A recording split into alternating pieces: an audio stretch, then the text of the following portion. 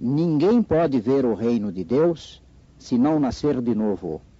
Quem dizem os homens que é o Filho do Homem? E eles responderam: uns dizem que é João Batista, mas outros que é Elias, e outros que Jeremias ou algum dos profetas. Disse-lhes Jesus: E vós, quem dizeis que sou eu?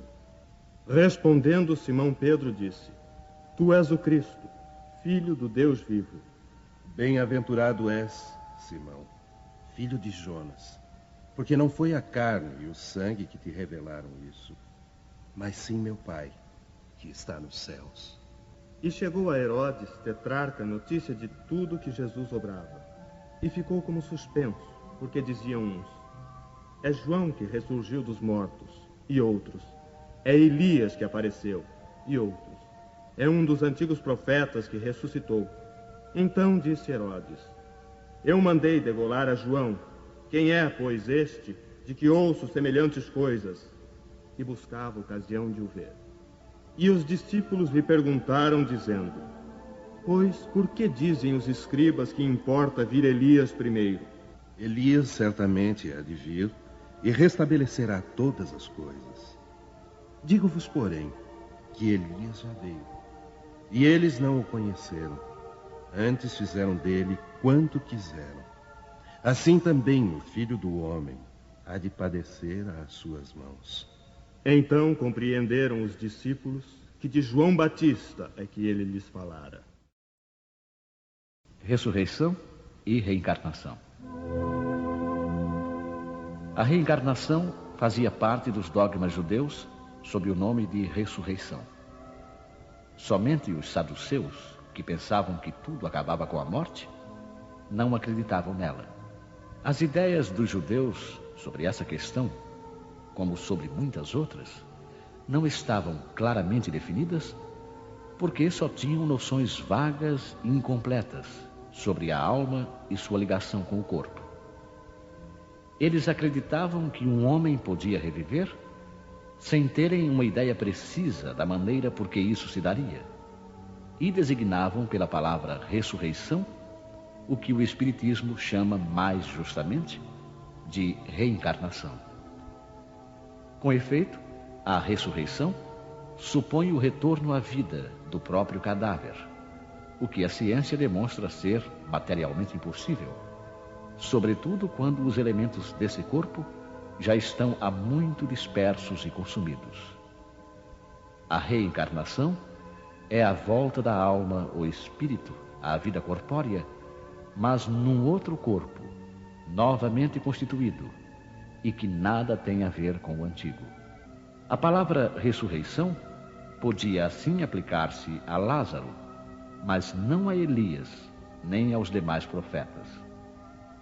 Se, portanto, segundo sua crença, João Batista era Elias, o corpo de João não podia ser o de Elias, pois que João tinha sido visto criança e seus pais eram conhecidos.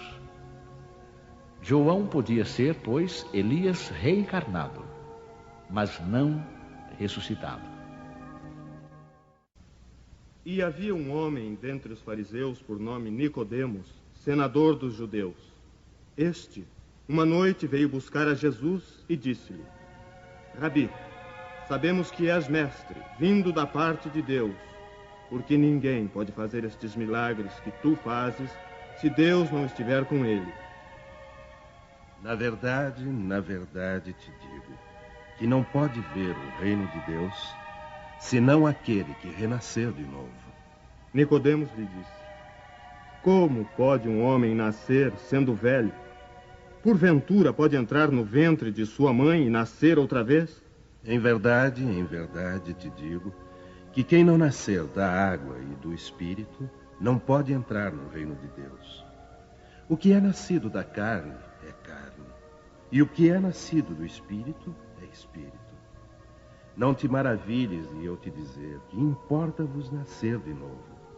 O Espírito sopra onde quer, e tu ouves a sua voz. Mas não sabes de onde ele vem, nem para onde vai. Assim é todo aquele que é nascido do Espírito. Perguntou Nicodemos: como se pode fazer isso? tu és mestre em Israel e não sabes estas coisas? Em verdade te digo que nós dizemos o que sabemos e damos testemunho do que vemos. E vós, com tudo isso, não recebeis o nosso testemunho. Se quando eu vos tenho falado das coisas terrenas, ainda assim não me credes, como creríeis se eu vos falasse das celestiais?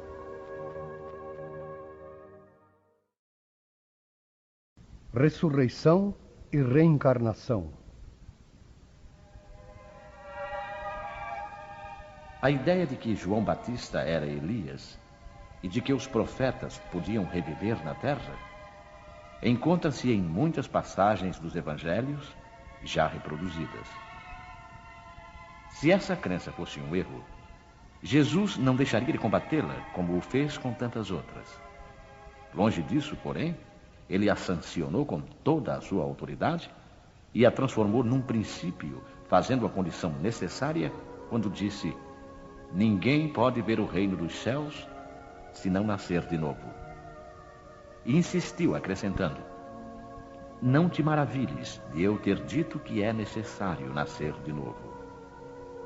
Estas palavras, se não renascer da água e do Espírito, foram interpretadas no sentido da regeneração pela água do batismo. Mas o texto primitivo diz simplesmente: não renascer da água e do Espírito, enquanto que, em algumas traduções, a expressão do Espírito foi substituída por do Espírito Santo, o que não corresponde ao mesmo pensamento. Esse ponto capital ressalta dos primeiros comentários feitos sobre o Evangelho, assim como um dia será constatado sem equívoco possível. Para compreender o verdadeiro sentido dessas palavras, é necessário reportar a significação da palavra água, que não foi empregada no seu sentido específico. Os antigos tinham conhecimentos imperfeitos sobre as ciências físicas e acreditavam que a Terra havia saído das águas. Por isso, consideravam a água como o elemento gerador absoluto. É assim que encontramos no Gênesis: o Espírito de Deus era levado sobre as águas, flutuava sobre as águas. Que o firmamento seja feito no meio das águas, que as águas que estão sobre o céu se reúnam num só lugar e que o elemento árido apareça. Que as águas produzam animais viventes que nadem na água e pássaros que voem sobre a terra e debaixo do firmamento. Conforme essa crença, a água se transformara no símbolo da natureza material, como o Espírito o era da natureza inteligente. Estas palavras, se o homem não renascer da água e do Espírito, ou na água e no Espírito, significam, pois, se o homem não renascer com o corpo e a alma. Neste sentido é que foram compreendidas no princípio. Esta interpretação se justifica, aliás, por estas outras palavras: o que é nascido da carne é carne, e o que é nascido do Espírito é Espírito. Jesus faz aqui uma distinção positiva entre o Espírito e o corpo. O que é nascido da carne é carne, indica claramente que o corpo procede apenas do corpo e que o Espírito é independente dele. O Espírito sopra onde quer e ouves a sua voz, mas não sabes de onde vem nem para onde vai. É uma passagem que se pode entender pelo Espírito de Deus que dá a vida a quem quer ou pela alma do homem. Nesta última acepção, a sequência "mas não sabes de onde vem nem para onde vai" significa que não se sabe o que foi nem o que será o Espírito. Se, pelo contrário, o Espírito ou alma fosse criado com o corpo, saberíamos de onde ele vem, pois conheceríamos o seu começo. Em todo caso, esta passagem é a consagração do princípio da pré-existência da alma e, por conseguinte, da pluralidade das existências.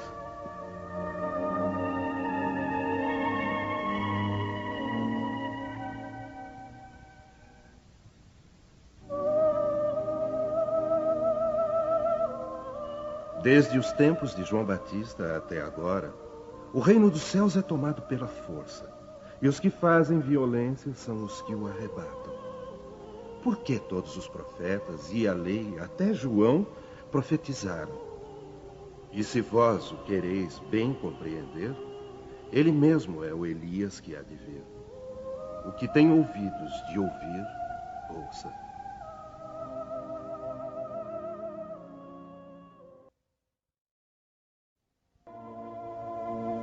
Se o princípio da reencarnação, expresso em São João, podia, a rigor, ser interpretado num sentido puramente místico, já não aconteceria o mesmo nesta passagem de São Mateus, onde não há equívoco possível. Ele mesmo é o Elias que há de vir. Aqui não existe figura nem alegoria. Trata-se de uma afirmação positiva. Desde o tempo de João Batista até agora, o reino dos céus é tomado pela força. Que significam estas palavras, pois João ainda vivia no momento em que foram ditas? Jesus as explica ao dizer: e se vós o quereis bem compreender, ele mesmo é o Elias que há de vir. Ora, João tendo sido Elias, Jesus alude ao tempo em que João vivia com o nome de Elias. Até agora o reino dos céus é tomado pela força, é outra alusão à violência da lei mosaica, que ordenava o extermínio dos infiéis para a conquista da terra prometida, paraíso dos hebreus, enquanto que, segundo a nova lei, o céu é ganho pela caridade e pela brandura. A seguir acrescenta: o que tem ouvidos de ouvir, ouça. Essas palavras, tão frequentemente repetidas por Jesus, exprimem claramente que nem todos estavam em condições de compreender certas verdades.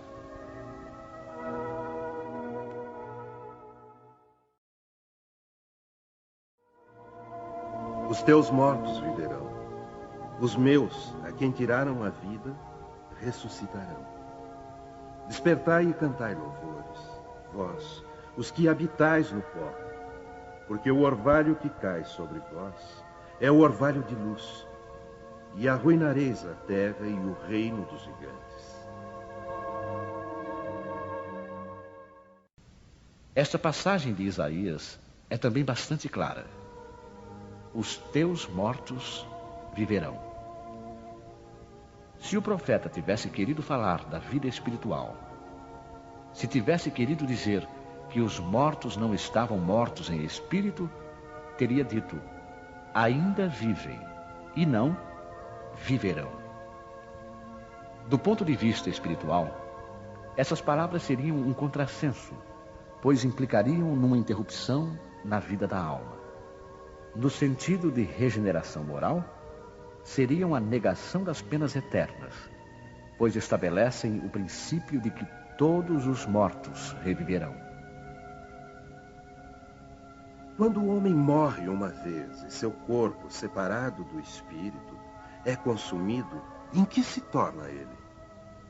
Tendo o homem morrido uma vez, poderia ele reviver de novo? Nesta guerra em que me encontro, todos os dias de minha vida estou esperando que chegue a minha mutação. Quando o homem morre, perde toda a sua força e expira. Depois, onde está ele? Se o homem morre, tornará a viver? Esperarei todos os dias de meu combate até que chegue a minha transformação? Quando o homem está morto, vive sempre. Findando-se os dias da minha existência terrestre, esperarei, porque a ela voltarei novamente.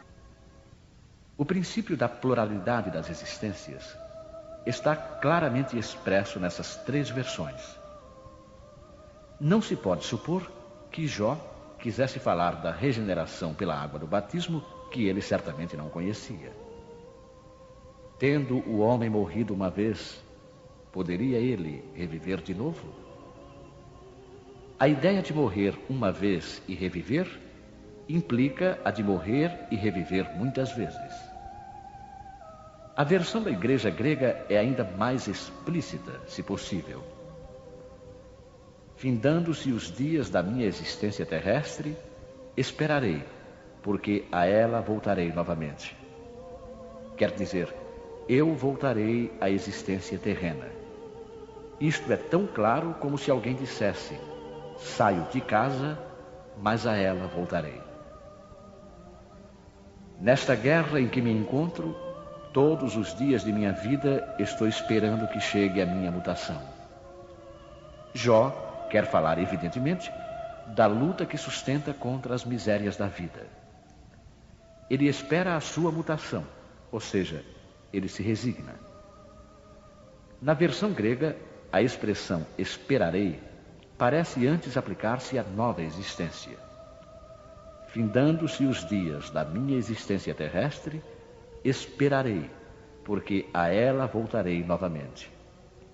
Jó parece colocar-se, após a morte, num intervalo que separa uma existência de outra e dizer que ali esperará o seu retorno. Não é, pois, duvidoso que, sob o nome de ressurreição, o princípio da reencarnação fosse uma das crenças fundamentais dos judeus e que ela foi confirmada por Jesus e pelos profetas de maneira formal. Donde se segue que negar a reencarnação é renegar as palavras de Cristo. Suas palavras um dia constituirão autoridade sobre este ponto, como sobre muitos outros, quando forem meditadas sem partidarismo. A essa autoridade de natureza religiosa virá juntar-se no plano filosófico a das provas que resultam da observação dos fatos. Quando dos efeitos se quer remontar às causas, a reencarnação aparece como uma necessidade absoluta, uma condição inerente à humanidade, em uma palavra, como uma lei da natureza. Ela se revela pelos seus resultados, de maneira, por assim dizer, material, como o motor oculto se revela pelo movimento que produz.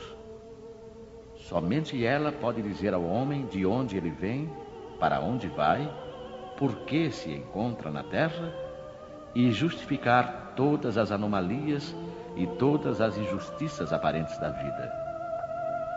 Sem o princípio da pré-existência da alma e da pluralidade das existências, a maior parte das máximas do Evangelho são ininteligíveis e por isso têm dado motivo a interpretações tão contraditórias. Esse princípio é a chave que deve restituir-lhes o verdadeiro sentido.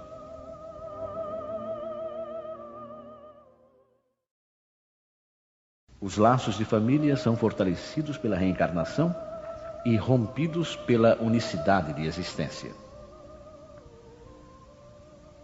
Os laços de família não são destruídos pela reencarnação, como pensam certas pessoas.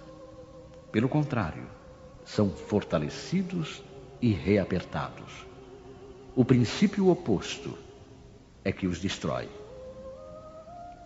Os espíritos formam no espaço grupos ou famílias unidos pela afeição, pela simpatia e a semelhança de inclinações. Esses espíritos, felizes de estarem juntos, procuram-se. A encarnação só os separa momentaneamente, pois que, uma vez retornando à erraticidade, eles se reencontram como amigos na volta de uma viagem. Muitas vezes, eles seguem juntos na encarnação, reunindo-se numa mesma família ou no mesmo círculo, e trabalham juntos para o seu progresso comum. Se uns estão encarnados e outros não, continuarão unidos pelo pensamento. Os que estão livres velam pelos que estão cativos. os mais adiantados procurando fazer progredir os retardatários. Após cada existência, terão dado mais um passo na senda da perfeição. Cada vez menos apegados à matéria, seu afeto é mais vivo, por isso mesmo que mais purificado, não perturbado pelo egoísmo, nem obscurecido pelas paixões.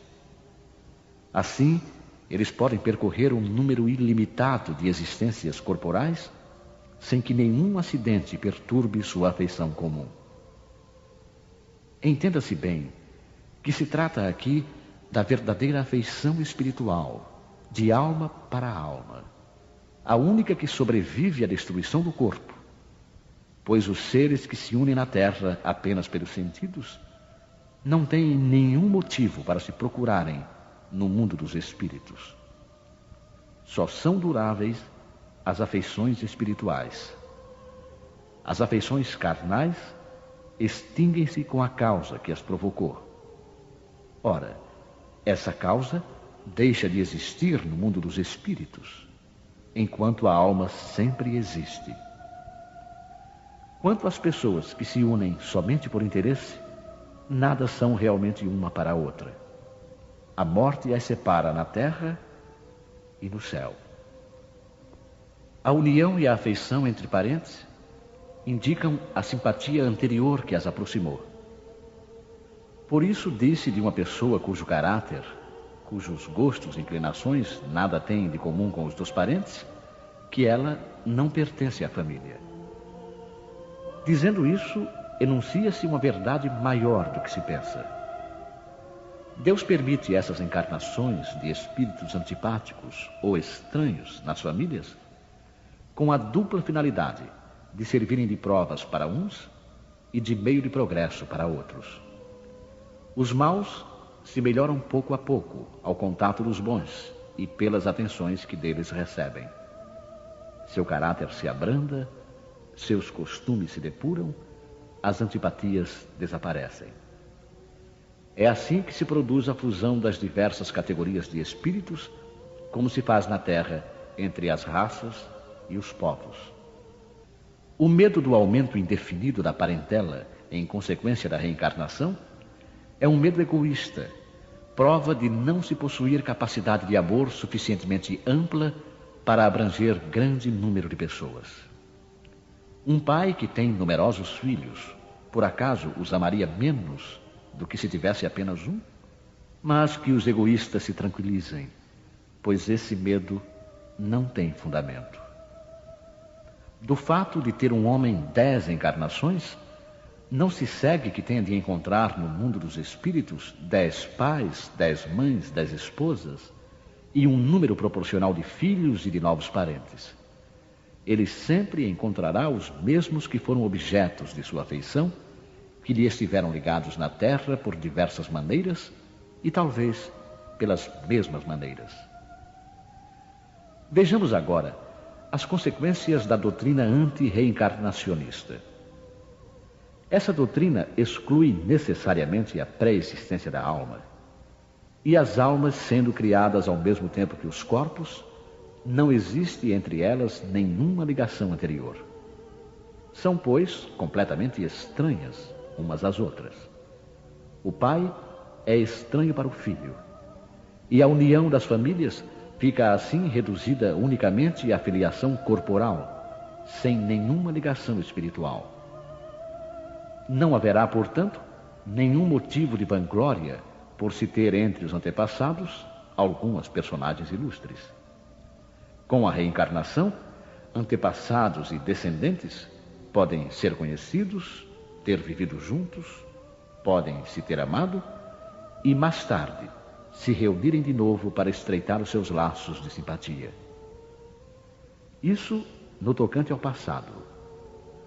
Quanto ao futuro, segundo os dogmas fundamentais que decorrem do princípio anti-reencarnacionista, a sorte das almas está irrevogavelmente fixada após uma única existência. Essa fixação definitiva da sorte implica a negação de todo o progresso, pois se há algum progresso, não pode haver fixação definitiva da sorte. segundo tenham elas bem ou mal vivido, vão imediatamente para a morada dos bem-aventurados ou para o inferno eterno.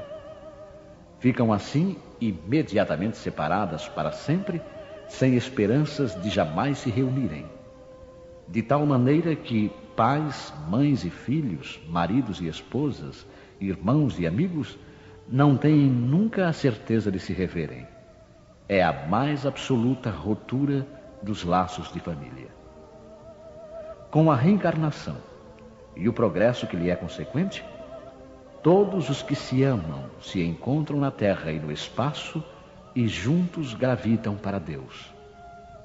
Se há os que fracassam no caminho, retardam o seu adiantamento e a sua felicidade. Mas nem por isso as esperanças estão perdidas. Ajudados, encorajados e amparados pelos que os amam, sairão um dia do atoleiro em que caíram. Com a reencarnação, enfim, há perpétua solidariedade entre os encarnados e os desencarnados, do que resulta o estreitamento dos laços de afeição. Em resumo, 4 alternativas se apresentam ao homem para o seu futuro de além-túmulo. Primeira, o nada, segundo a doutrina materialista. Segunda, a absorção no todo universal, segundo a doutrina panteísta. Terceira, a conservação da individualidade com fixação definitiva da sorte, segundo a doutrina da Igreja. Quarta, a conservação da individualidade com progresso infinito, segundo a doutrina espírita. De acordo com as duas primeiras, os laços de família são rompidos pela morte e não há nenhuma esperança de se reencontrarem.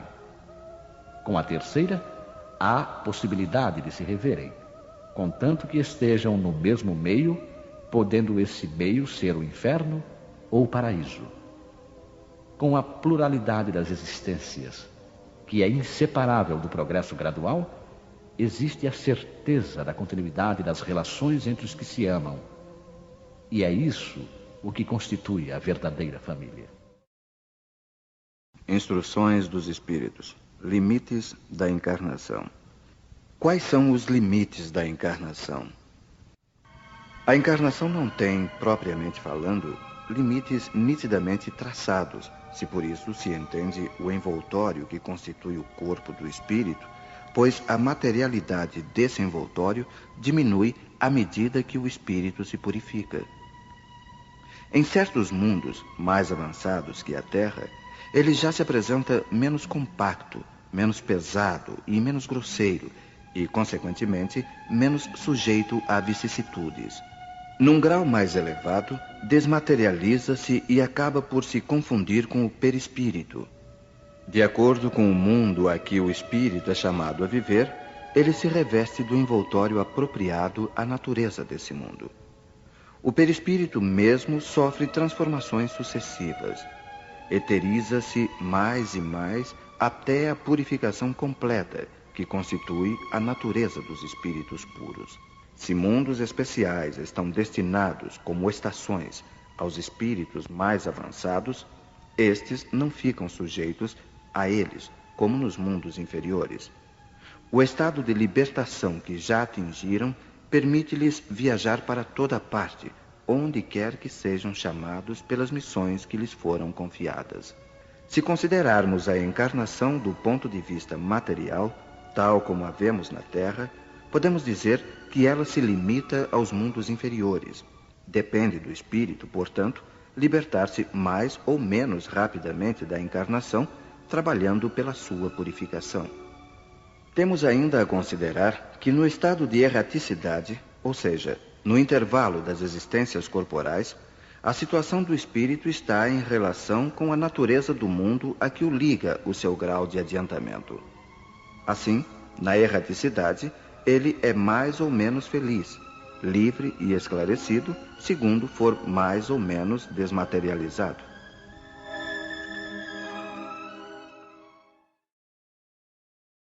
Necessidade da encarnação.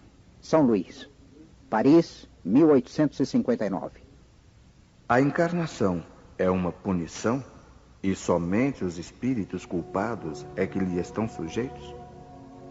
A passagem dos espíritos pela vida corpórea é necessária para que eles possam realizar, com a ajuda do elemento material, os propósitos cuja execução Deus lhes confiou. É ainda necessária por eles mesmos, pois a atividade que então se veem obrigados a desempenhar ajuda-os a desenvolver a inteligência. Deus, sendo soberanamente justo, deve aquinhoar equitativamente a todos os seus filhos.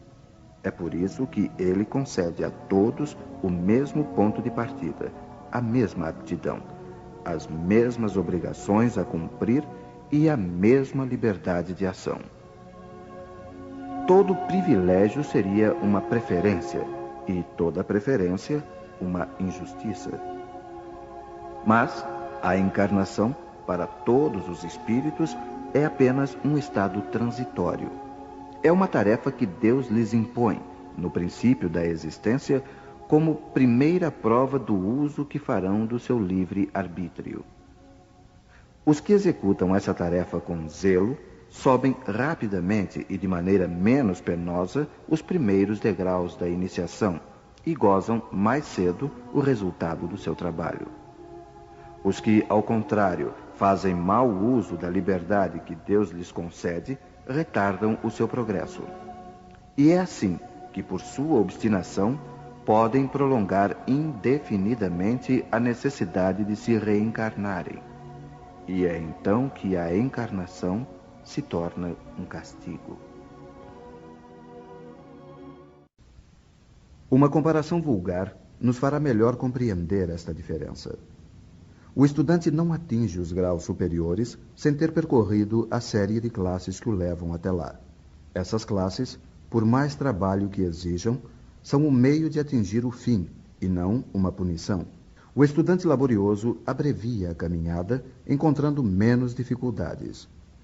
Acontece o contrário com aquele que a negligência e a preguiça obrigam a repetir certas classes. Não é, porém, o estudo que constitui uma punição, mas a obrigação de recomeçá-lo em cada classe. É o que se passa com o homem na Terra. Para o espírito do selvagem, que está quase no começo da vida espiritual, a encarnação é um meio de desenvolver a inteligência.